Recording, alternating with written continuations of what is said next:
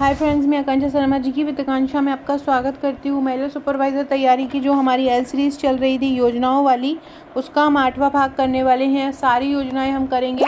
जो हमारा महिला सुपरवाइज़र का सिलेबस है उसमें अलग अलग पार्ट में योजनाओं को डिवाइड किया है। जैसे महिला बाल विकास की अलग है, जो जातियाँ वाली अनुसूचित जनजाति की अलग है, जिनको आदिवासी विकास विभाग की योजनाएँ बताया है।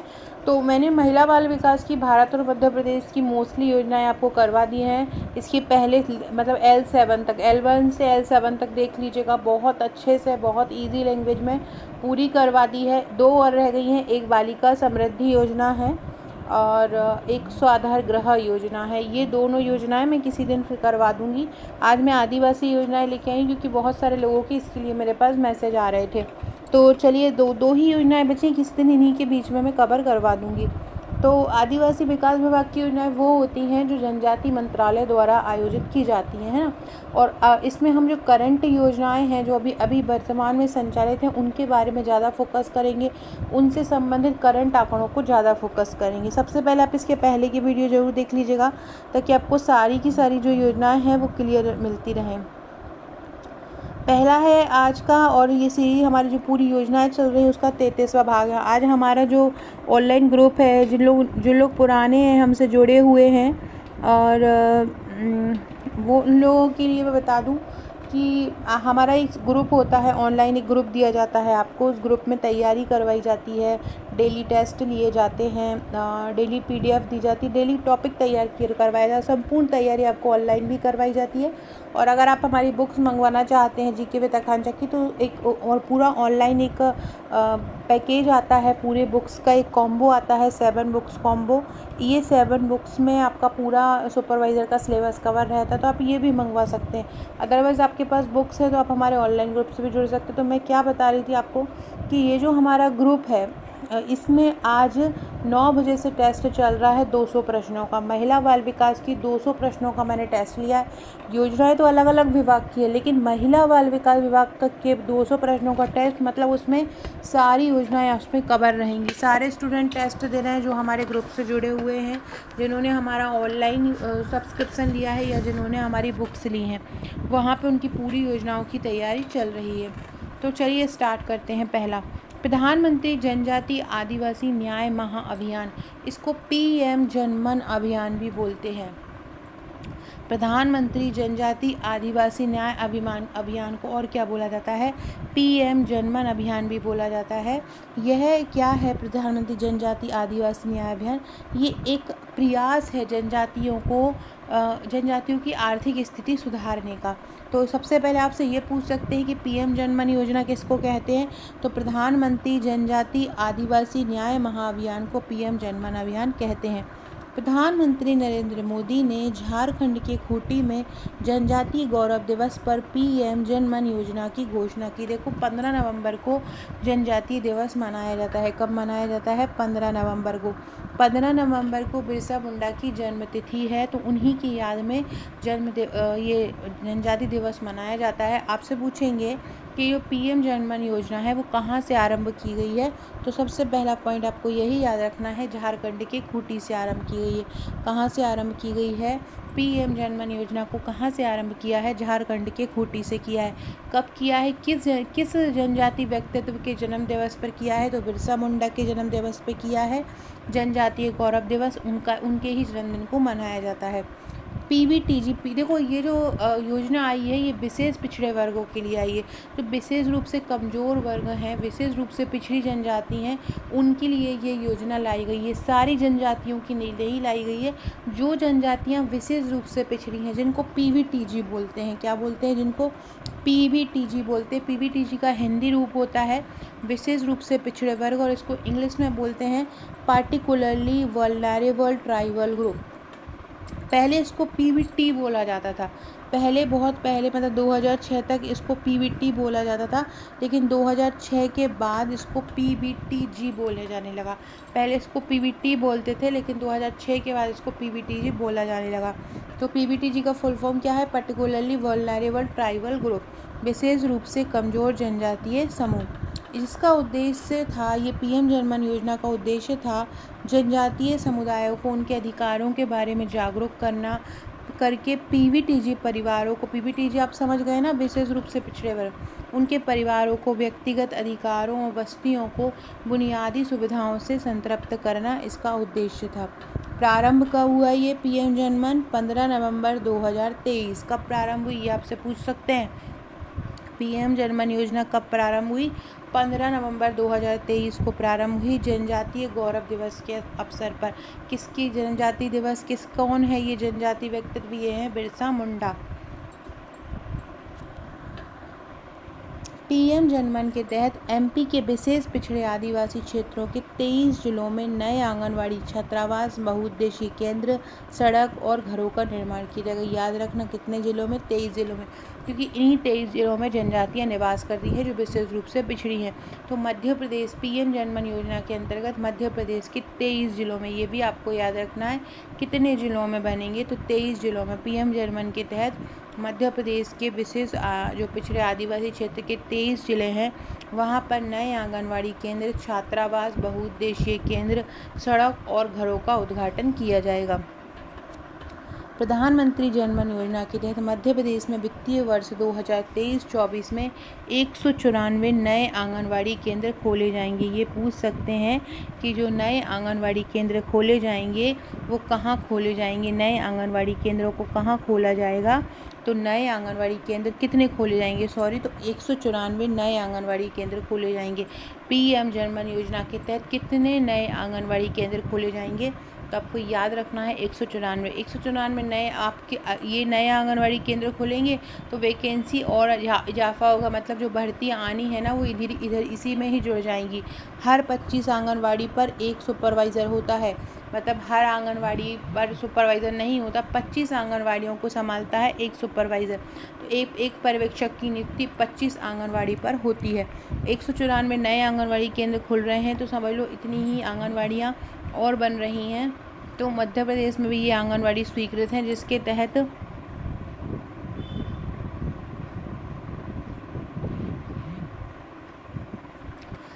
तहत क्या होगा, पीएम जनमन योजना के तहत 194 नए आंगनवाड़ी केंद्र खुलेंगे तथा जो आंगनवाड़ी केंद्र पहले से हैं, अभी तो 194 तो नए खुलेंगे, और जो आंगनवाड़ी पहले से हैं उनको 12 लाख रुपए का केंद्रीय सहयोग दिया जाएगा।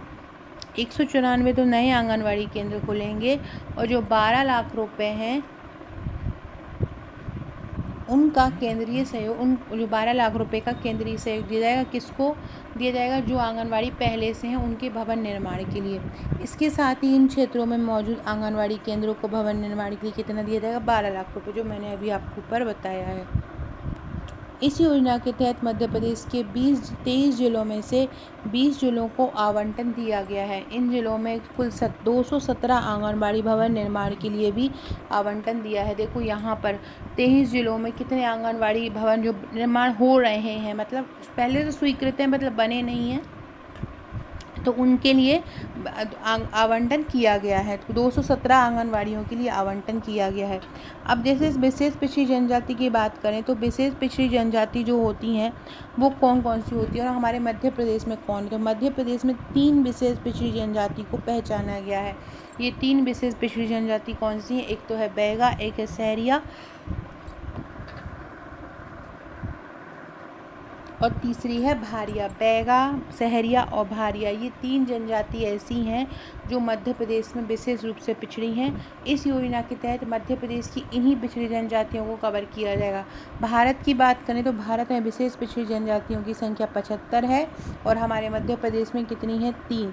अगर बात की जाए पूरे भारत में सबसे ज़्यादा किस राज्य में है, तो सबसे ज़्यादा उड़ीसा में है, सबसे ज़्यादा उड़ीसा में है। इसके अलावा आपसे पूछे किस केंद्र शासित प्रदेश में सबसे ज़्यादा जनजातियां हैं, तो वो है अंडमान निकोबार में। अंडमान निकोबार ऐसा है जहां पर सबसे ज़्यादा जनजातियां हैं। कहां पर हैं? अंडमान निकोबार में। विशेष पिछड़ी जनजाति वर्ग के लोगों के रहने वाले मजरे टोले जिनकी आबादी 100 या उससे ज़्यादा है, वहाँ नए आंगनवाड़ी केंद्र खुलेंगे। मतलब जहाँ पे बैगा, सहरिया, भारिया जैसी जनजाति रहती हैं और अगर इन जनजातियों की एक जगह पर रहने की संख्या, मतलब एक कोई गांव है, टोला है, वहाँ पे 100 से ज़्यादा लोग रहते हैं, तो वहाँ पर भी आंगनवाड़ी केंद्र खोला जाएगा ताकि उनके बच्चों को पोषण आहार मिल सके। अभियान का उद्देश्य क्या था? सुदूर और कमज़ोर जनजाति परिवारों और बस्तियों को सुरक्षित आवास प्रदान करना, स्वच्छ पेयजल प्रदान करना, स्वच्छता जैसी बुनियादी सुविधाओं के साथ शिक्षा, स्वास्थ्य, पोषण, बिजली, सड़क कनेक्टिविटी और स्थायी आजीविका स्थापित करके उनकी सामाजिक और आर्थिक स्थिति में सुधार लाना, ये इसका उद्देश्य है। क्या उद्देश्य है? सुदूर और कमज़ोर जनजातीय समूहों के परिवारों और बस्तियों को सुरक्षित आवास देना, स्वच्छ पेयजल देना, स्वच्छता जैसी बुनियादी सुविधाओं के साथ शिक्षा, स्वास्थ्य, पोषण, बिजली, सड़क से कनेक्टिविटी और स्थायी आजीविका स्थापित करके उनकी सामाजिक और आर्थिक स्थितियों में सुधार लाना, ये इनका प्रमुख उद्देश्य है। करीब 24,000 करोड़ बजट के साथ, कितना इसका बजट है? 24,000 करोड़ बजट। करीब 24,000 करोड़ बजट के साथ पीएम जनमन 9 मंत्रालयों के माध्यम से 11 महत्वपूर्ण क्षेत्रों पर केंद्रित है। पीएम जनमन योजना के अंतर्गत कितने मंत्रालय काम कर, देखो हर कोई भी योजना चलती है उसके अंतर्गत एक न एक मंत्रालय काम करता ही है, लेकिन पीएम जनमन योजना ऐसी है जो 9 मंत्रालयों के माध्यम से काम करती है। याद रखना, ये पूछा जा सकता है कि जो पीएम जनमन योजना है वो कितने मंत्रालयों के अंतर्गत काम करती है। तो जो पीएम जनमन योजना है वो 9 मंत्रालयों के अंतर्गत काम करती है। पीएम जनमन योजना कितने मंत्रालयों के अंतर्गत काम करती है? तो पीएम जनमन योजना जो है 9 मंत्रालयों के अंतर्गत काम करती है। मतलब इसमें कितने मंत्रालय आते हैं? 9 मंत्रालय आते हैं। और ये 9 मंत्रालयों के साथ कितने महत्वपूर्ण क्षेत्रों पर काम करती है? 11 महत्वपूर्ण क्षेत्रों पर कार्यरत है। 9 मंत्रालयों पर और 11 महत्वपूर्ण क्षेत्रों पर कार्यरत है। याद रखनी है कितने मंत्रालयों के माध्यम से ये काम करती है? 9 मंत्रालयों के माध्यम से काम करती है और 11 महत्वपूर्ण क्षेत्रों पर ये काम करती है। 9 मंत्रालय और 11 क्षेत्र, ये सबसे ज़्यादा इम्पोर्टेंट है, इसको याद रखना। कितने मंत्रालय हैं और कितने क्षेत्रों पर काम कर रही है? तो 9 मंत्रालय हैं और 11 महत्वपूर्ण क्षेत्र हैं। 2011 की जनगणना के अनुसार भारत में अनुसूचित जनजाति की आबादी कितनी है? 2011 की जनगणना के अनुसार भारत में अनुसूचित जनजाति की आबादी 10.45 करोड़ है। कितनी करोड़ है? 10.45 करोड़ है। एसटी की आबादी 2011 की जनगणना के अनुसार, जिसमें 18 राज्यों और केंद्र शासित प्रदेश अंडमान निकोबार द्वीप समूह के 75 समुदायों को विशेष रूप से कमज़ोर जनजाति समूह के रूप में पहचाना गया है। मतलब 18 राज्य और केंद्र शासित प्रदेशों के कुल जो समूह पहचाने गए हैं वो 75 समुदाय पहचाने गए हैं जो विशेष पिछड़ी जनजाति के हैं। भारत में 10.45 करोड़ एसटी की आबादी रहती है और कुल जो विशेष पिछड़ी जनजाति पहचानी गई हैं वो कितने समुदाय पहचाने गए हैं? वो 75 समुदाय पहचाने गए हैं। कितने पहचाने गए हैं? 75 समुदाय इसके तहत पहचाने गए हैं। पीबीटीजी मैंने बता दिया है, पर्टिकुलरली वल्नरेबल ट्राइबल ग्रुप, इनके तहत 75 समुदाय पहचाने गए हैं। ये कितने राज्यों में पहचाने गए हैं? कितने राज्यों में विशेष पिछड़ी जनजाति रहती है? 18 राज्यों और एक केंद्र शासित प्रदेशों में रहती है। वो केंद्र शासित प्रदेश कौन सा है? अंडमान निकोबार द्वीप समूह है। ये जो पीबीटीजी हैं सामाजिक, आर्थिक और शैक्षिक क्षेत्रों में कमजोरियों से जूझते रहते हैं। अंडमान में सभी 4 और निकोबार द्वीप समूह में एक जनजाति समूह को पीबीटीजी के रूप में जाना जाता है। मतलब अंडमान में कितने विशेष पिछड़ी जनजाति रहते हैं? 4। अंडमान में कितने रहते हैं? 4 और निकोबार में कितने रहते हैं? 1। टोटल अंडमान निकोबार में विशेष पिछड़ी जनजाति कितनी रहती हैं? 5। टोटल कितनी रहती हैं? 5 रहती हैं। टोटल कितनी रहती हैं? 5 रहती हैं। विशेष पिछड़ी जनजाति टोटल 5 रहती हैं। कितनी रहती हैं? टोटल 5 विशेष पिछड़ी जनजाति रहती हैं अंडमान निकोबार में। उड़ीसा में पीबीटीजी की संख्या कितनी है? उड़ीसा में पीबीटीजी की संख्या सबसे अधिक है, 15। उड़ीसा में पीबीटीजी की संख्या कितनी है? वो भी उड़ीसा में पीबीटीजी की संख्या कितनी है? 15 है। उड़ीसा में पीबीटीजी से मतलब जो पर्टिकुलर वल्नरेबल ट्राइबल ग्रुप उनकी संख्या कितनी है? उड़ीसा में कितनी है? 15 है। सबसे अधिक है उड़ीसा में, ये सबसे अधिक है। इसके बाद आंध्र प्रदेश में है। आंध्र प्रदेश में कितनी है? 12। आंध्र प्रदेश में कितनी है? 12। बिहार और झारखंड में कितनी है? 9। बिहार और झारखंड में कितनी है? 9। मध्य प्रदेश में 3 है, मैंने बताया था। छत्तीसगढ़ में 7 है। तमिलनाडु में 6 हैं और केरल और गुजरात में 5 हैं विशेष पिछड़ी जनजाति। भगवान बिरसा मुंडा की जयंती पर श्रद्धांजलि देने के लिए देश भर में 15 नवंबर 2023 को जनजातीय गौरव दिवस मनाया गया और इसी उपलक्ष्य में पीएम जनमन योजना की शुरुआत की गई है। इनके आर्थिक कल्याण के लिए इसमें विशेष रूप से कौन सा वर्ग रखा गया है? पीवीटीजी वर्ग इसको रखा गया है। पीवीटीजी का फुल फॉर्म क्या होगा? पर्टिकुलरली वल्नरेबल ट्राइबल ग्रुप इसका फुल फॉर्म होगा। और ये पूरे भारत की 75 जनजातियों को कवर करती है, जो उनके लिए आंगनबाड़ी केंद्र बनाएगी, उनके रहने खाने आवास की व्यवस्था, पोषण की व्यवस्था करेगी।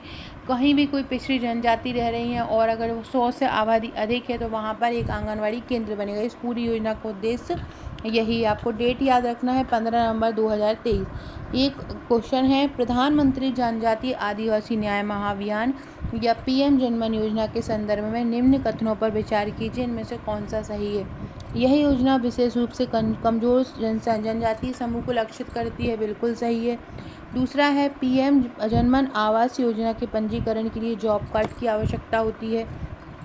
इस योजना के तहत सभी पीबीटीजी छात्रों को मुफ्त लैपटॉप वितरित किए जाते हैं। तीसरा सही नहीं है, लैपटॉप बिल्कुल वितरित नहीं किए जाते। हाँ, ये विशेष कमजोर जनजाति को लक्षित भी करती है और इसके लिए जॉब कार्ड की आवश्यकता होती है, जो पीएम जनमन आवास है।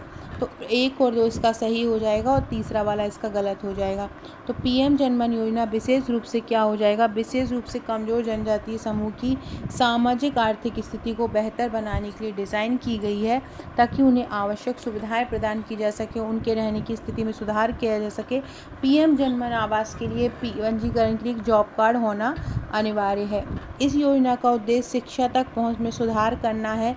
सभी छात्रों में लैपटॉप देना इसकी विशेषताएं नहीं है। इसका उद्देश्य है कि सभी बुनियादी ढांचों पर ध्यान केंद्रित किया जाए। इसमें आवास, पेयजल, स्वच्छता, शिक्षा, आजीविका, कनेक्टिविटी और कानूनी जागरूकता शामिल है। एक ये इम्पोर्टेंट क्वेश्चन है, प्रधानमंत्री जनमन आवास के तहत देश का पहला मकान कहाँ बना है? तो शिवपुरी के कालोथरा गांव में बना है। प्रधानमंत्री जनमन आवास योजना के तहत पहला गांव कहाँ बना है? तो शिवपुरी के कालोथरा गांव में पहला गांव बनाया गया है। अगला है प्रधानमंत्री बंधन योजना, ये भी जनजाति से संबंधित है। इसको PMBDY भी बोलते हैं।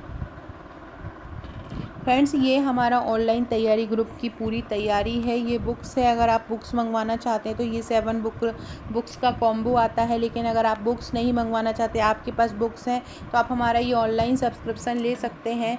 यहाँ पर डेली टेस्ट होते हैं, डेली टॉपिक वाइज टेस्ट होते हैं। मैंने आपको अभी बताया है कि अभी हमारे ग्रुप में 200 योजनाओं का प्रश्न चल रहा है। वो भी 200 प्रश्न मैंने इसके बनाए हैं, केवल महिला सशक्तिकरण वाले। इसके अलावा महिलाओं के जो स्वास्थ्य से संबंधित बनेंगे, गर्भवती महिलाओं के बनेंगे, अलग अलग योजनाओं के अलग अलग पार्ट बनेंगे।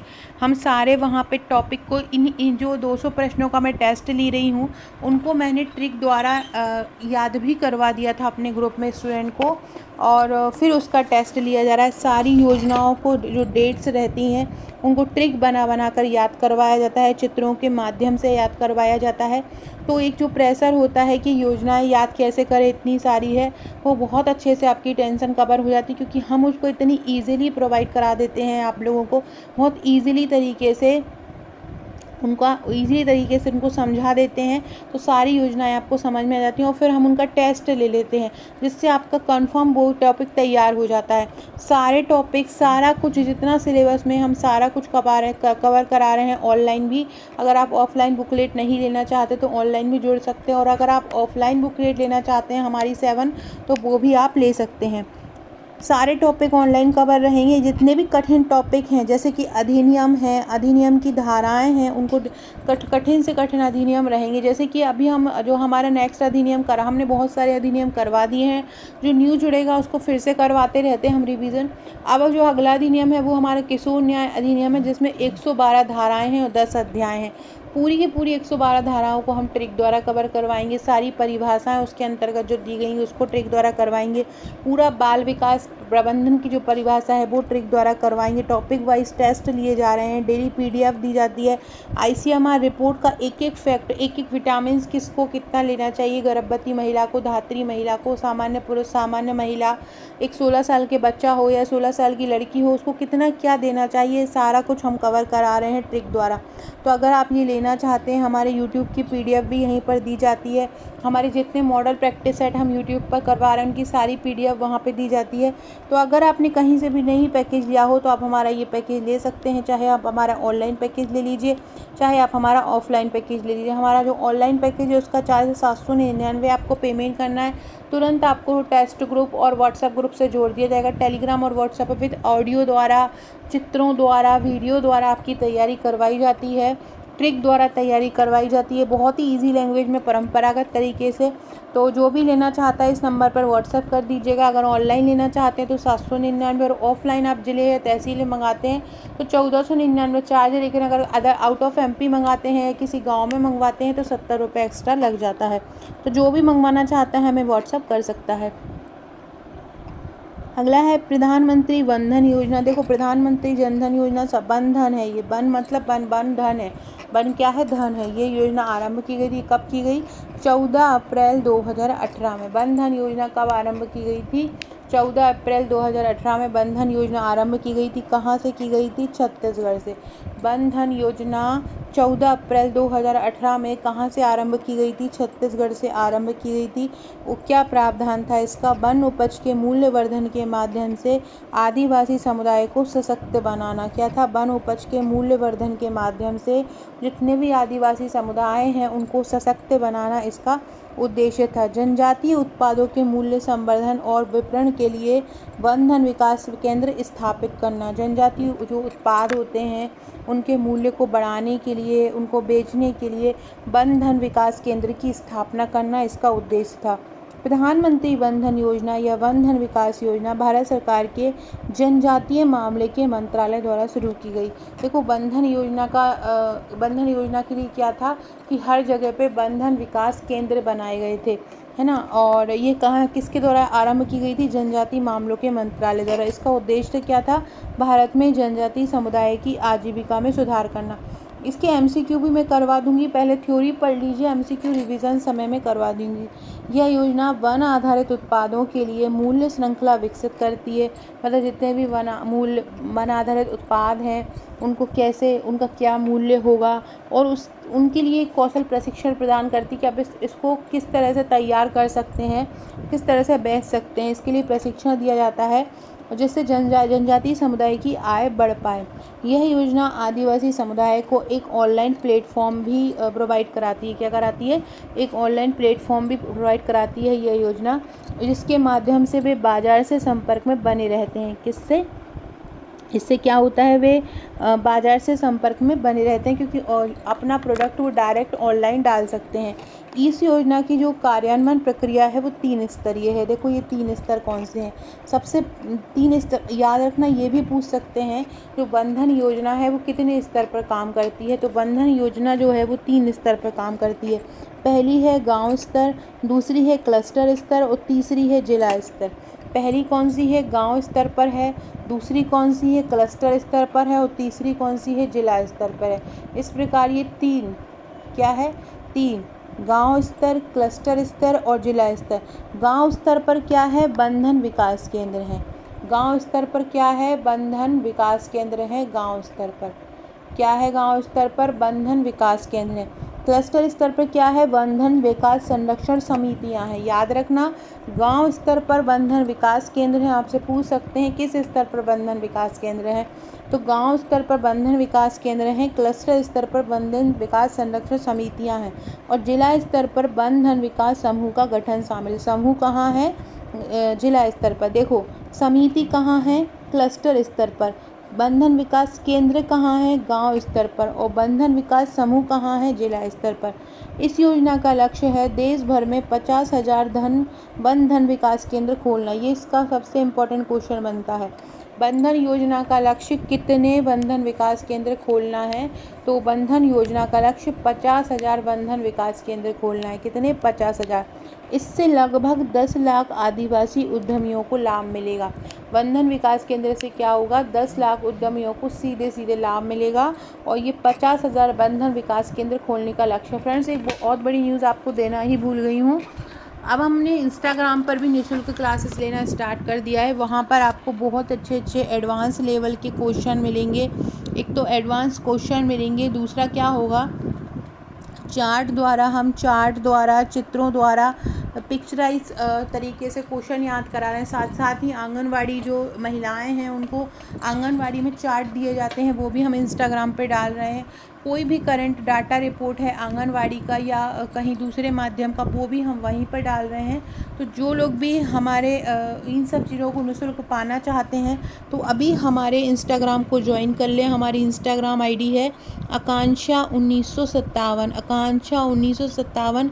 यहाँ पर जाके आप मुझे फॉलो कर सकते हैं। साथ में अगर आप हमारे नोट्स और आप हमारी या ऑनलाइन तैयारी करना चाहते हैं हमारे साथ, तो ये मेरा नंबर है, इस नंबर पर मुझे व्हाट्सअप कर सकते हैं। टेलीग्राम ग्रुप की लिंक और व्हाट्सएप ग्रुप की लिंक हमारी आपको डिस्क्रिप्शन बॉक्स में मिल जाएगी, और इंस्टाग्राम की लिंक भी मैं आपको कमेंट कर दूंगी, तो आप लोग वहां से ज्वाइन हो जाइएगा। बहुत अच्छे तरीके से इसको तैयार करवाया जा रहा है। यह योजना न केवल उद्यमिता को बढ़ावा देती है बल्कि वनों के संरक्षण और जैव विविधता की सुरक्षा को भी बढ़ावा देती है। वनधन विकास योजना की अगर विशेषताएं देखें तो ये जनजाति संग्रहकर्ताओं के लिए एक आजीविका बनाती है। मतलब जो वन उपज का संग्रह करते हैं उनके लिए एक आजीविका का साधन है।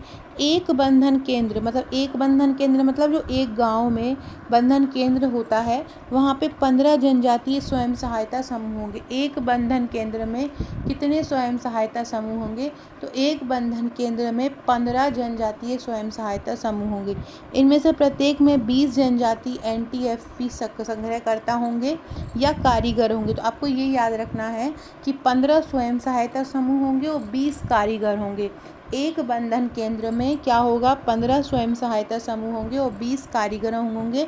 टोटल मिलाकर एक बंधन केंद्र में 300 लाभार्थी होंगे। एक बंधन केंद्र में टोटल कितने लाभार्थी होंगे?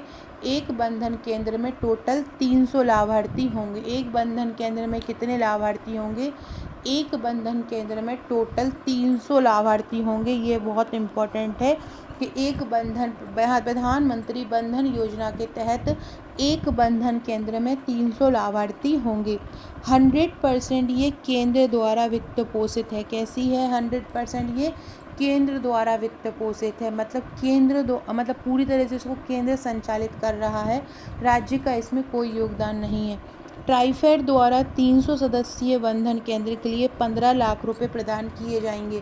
ट्राइफेड क्या होता है? ट्राइफेड जनजातीय कल्याण के लिए बनाया गया एक विभाग है। मोस्टली योजनाएं जो होती हैं उनका नोडल मंत्रालय यही होता है, ट्राइफेड ही होता है। तो ट्राइफेड क्या करेगा? ट्राइफेड इनके लिए 15 लाख रुपए प्रदान करेगा एक बंधन केंद्र के लिए। क्या करेगा?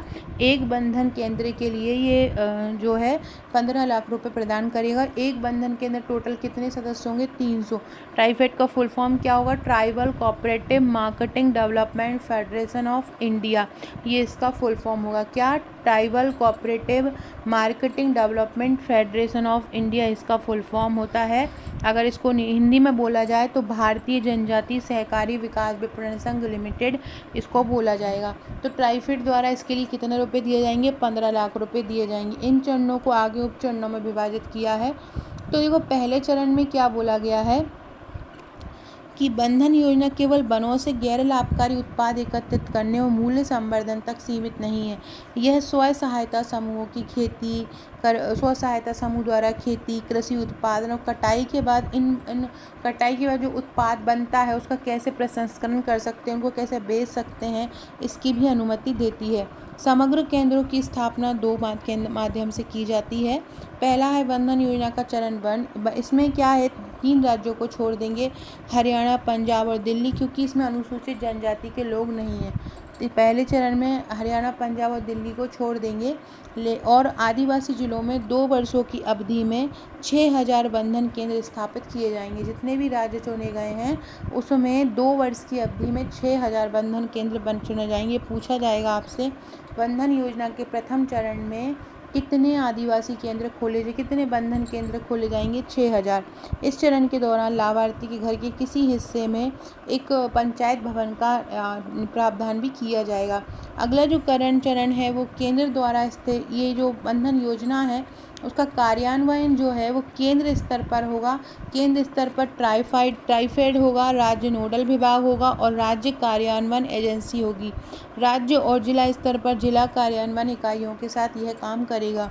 दिशा निर्देशों के अनुसार 20 सदस्यों वाले मतलब 20 सदस्य वाले एसएचजी मतलब होता है सेल्फ हेल्प ग्रुप या स्वयं सहायता समूह के लिए स्वीकृत राशि केवल 1 लाख रुपए तक सीमित होगी। मतलब ऐसे सेल्फ हेल्प ग्रुप मतलब ऐसे स्वयं सहायता समूह जिनकी सदस्य संख्या 20 है उनको 1 लाख रुपए दिया जाएगा। 20 से कम सदस्यों वाले किसी भी समूह को केवल आनुपातिक राशि ही जारी की जाएगी। उदाहरण की 10 सदस्यों वाले एसएचजी को 10,000 रुपये के अपने स्वयं के कार्यशील पूंजी निवेश के बदले 50,000 रुपये मिलेंगे। इस प्रकार से आपको ये फैक्ट याद रखने हैं। 14 अप्रैल 2018 को भारत के प्रधानमंत्री ने छत्तीसगढ़ के बीजापुर में बंधन योजना शुरू करने की घोषणा की। इसके तहत पायलट प्रोजेक्ट के तहत 25 लाख रुपए की लागत से एक बंधन विकास केंद्र स्थापित भी किया था, जिसका 25% हिस्सा राज्य सरकार द्वारा वहन किया जाएगा। यह बंधन विकास केंद्र 30 जनवादी समुदाय के 10 स्वयं सहायता समूह की सहायता प्रदान करता है। अगला है बंधन योजना के तहत गठित जनजातीय सभाओं के स्वयं सहायता समूह की संख्या कितनी है। मतलब बंधन योजना में अगर जनजातीय सभा होगी तो उसमें स्वयं सहायता समूह गठित होंगे, उनकी सदस्य संख्या क्या है। तो बंधन योजना जनजातीय मामलों के मंत्रालय और ट्राइफेड की एक पहल है। इसको 14 अप्रैल 2018 को लॉन्च किया गया था। उद्देश्य क्या था? जनजातीय उत्पादों के मूल्यवर्धन के माध्यम से जनजातीय आय में सुधार करना। बंधन के तहत 30 जनजातीय सभाओं के 10 स्वयं सहायता समूह गठित किए जाएंगे। मतलब अगर 30 जनजातीय सभा होंगी तो उसके कितने समूह गठित होंगे? 10 होंगे। बंधन विकास केंद्र की स्थापना कौशल उन्नयन, क्षमता निर्माण, प्रशिक्षण प्रदान करने, प्राथमिक प्रसंस्करण और मूल्य संवर्धन सुविधा की स्थापना के लिए किया जाता है। तो आपको ये सारे फैक्ट याद रखना है। इसका उत्तर क्या हो जाएगा? इसका उत्तर हो जाएगा 10। क्या हो जाएगा? 10 से 15 स्वयं सहायता समूह की गठित किए जाते हैं 30 जनजाति जो सभाएँ होती हैं उनके लिए। सो फ्रेंड, ये था हमारा आज का ये टॉपिक अनुसूचित जनजाति वाला। ऐसे ही और भी जनजाति वाली जो योजना है, जैसे कि देवारण्य योजना है मध्य प्रदेश की, आवास योजना है, एकलव्य आवास योजना है, EMRS जो विद्यालय होते हैं वो है। ये सारे फैक्ट मैं आपको कवर करवाऊँगी। सारी योजना जो जनजातियों की हैं, आदिवासी विकास विभाग की हैं। इसके अलावा फिर हम स्वास्थ्य विभाग की योजनाएं भी करेंगे। थ्योरी इसलिए पढ़ा दी, केवल ये याद करने का मतलब नहीं है यहाँ पे कि अपने सन याद कर लिया और उसका मुख्यालय कर लिया और कौन करता है, उसमें प्रावधान क्या किए गए, क्योंकि सिप्टों में एग्ज़ाम होता है तो ये सारा आपको पढ़ना ज़रूरी है। सो फ्रेंड, वीडियो अच्छा लगा हो तो लाइक शेयर सब्सक्राइब और शेयर कीजिएगा। Okay friends, thank you.